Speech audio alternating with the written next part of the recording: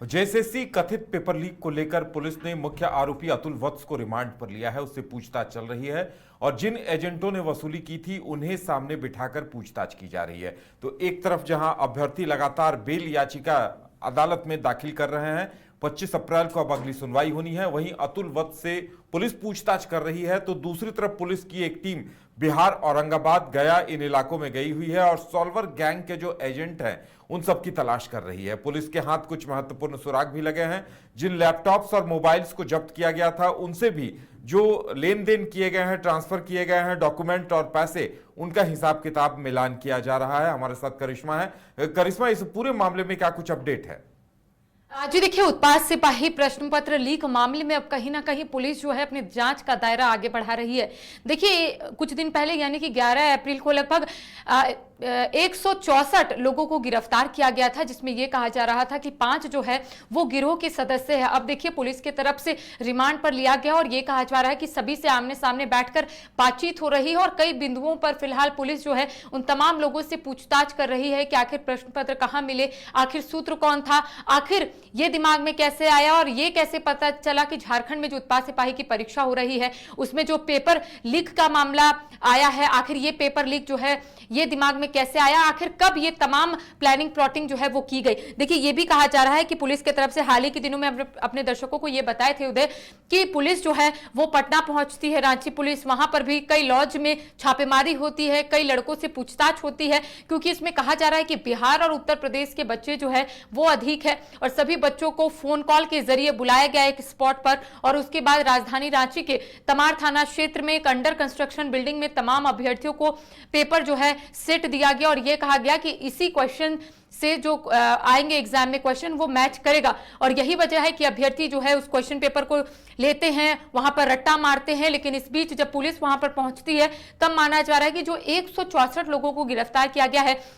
उसमें 159 जो है वो अभ्यर्थी है, 5 जो है वो गिरोह के लोग हैं और 2 जो चालक है। इन 164 अभ्यर्थियों को फिलहाल गिरफ्तार किया गया है, लेकिन अब पुलिस जो है रिमांड पर इन तमाम लोगों से पूछताछ करेगी और देखिए, ये कहा जा रहा है कि पुलिस हर एक एंगल से जांच करेगी कि आखिर जो ये लोग गिरोह है आखिर राजधानी रांची कब पहुंचे थे, आखिर इन्हें पेपर कहां से मिला, क्या ये फर्जी पेपर दिमाग में रख के ही इन बच्चों को रटवा रहे थे। हर एक बिंदुओं पर पुलिस जो है वो जांच कर रही है, लेकिन सवाल ये उठ रहे हैं क्योंकि अभ्यर्थी फिलहाल होटवार जेल में है, उनके तरफ से लगातार जमानत को लेकर गुहार जो है कोर्ट में लगाई जा रही है और ऐसे में कहा जा रहा है कि अब आने वाले समय में जब अगली सुनवाई होगी तब चीजें स्पष्ट हो पाएगी। लेकिन परिजनों का यही कहना है कि उनके बच्चों को फंसाया गया है। तो देखिए, अतुल वत्स जो मुख्य सरगना है, इसके साथ ही सदस्य के जो और अन्य 4 लोग हैं जिसको पुलिस ने गिरफ्तार किया था 11 अप्रैल को, उन तमाम लोगों से पूछताछ की जाएगी आमने सामने बैठाकर हर एक बिंदुओं पर और इसके साथ ही ये भी समझने की कोशिश करेगी कि आखिर इस गिरोह में और कितने सदस्य जो है पुलिस के गिरफ्त में नहीं आए हैं।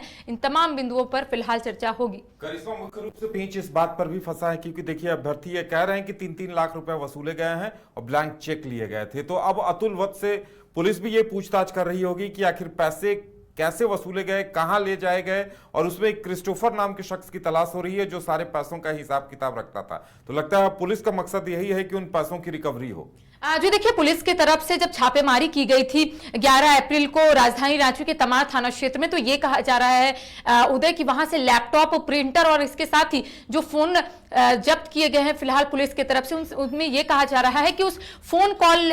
में या फिर हम कह सकते हैं उस फोन में कई लोगों को कॉल किया गया था, कई नंबर जो है डिलीट किए गए थे। पुलिस फिलहाल रिकवरी कर रही है, पुलिस फिलहाल डाटा को कहीं ना कहीं कंज्यूम करने की कोशिश कर रही है और ये देख रही है कि आखिर किन किन लोगों को ये क्वेश्चन पेपर भेजे गए, आखिर किन किन लोगों को कॉल जो है वो किए गए। आपने सही कहा कि अभी भी कई जो सदस्य है गिरोह के वो गायब है, क्रिस्टोफर का नाम जो है वो सामने आ रहा है और ये कहा जा रहा था कि और भी सदस्य के जो लोग हैं वो पटना में है। सूत्रों के हवाले से ये जानकारी मिल रही थी और यही वजह है कि पुलिस जो है पटना पहुंचती है, गया, औरंगाबाद और पटना सिटी में कई जगहों पर छापेमारी होती है और जो सदस्य की, माफ कीजिएगा, जो गिरोह के सदस्य है उनकी जो कह सकते हैं खोजने की कोशिश जो है पुलिस की तरफ से की जा रही है। मुख्य रूप से यह कहा जा रहा है कि क्रिस्टोफर अभी भी पुलिस की गिरफ्त से बाहर है और पुलिस जो है लगातार उन तमाम लोगों से पूछताछ करेगी जो गिरोह के सदस्य है, जो फिलहाल रिमांड पर है और इसके साथ ही कहा जा रहा है कि अभ्यर्थियों से भी पूछताछ होगी कि आखिर उन्हें ये जानकारी कौन दिया, आखिर क्या व्हाट्सएप के जरिए उन्हें कॉल आया था, क्या मैसेज आया था,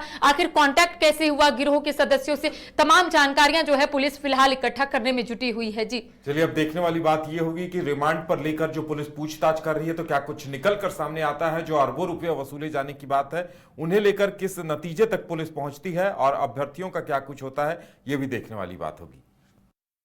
क्रिकेट के विश्व मंच पर छा रही हैं रांची की प्रतिभाएं। इन प्रतिभाओं को संवार रहा है जेके इंटरनेशनल क्रिकेट एकेडमी।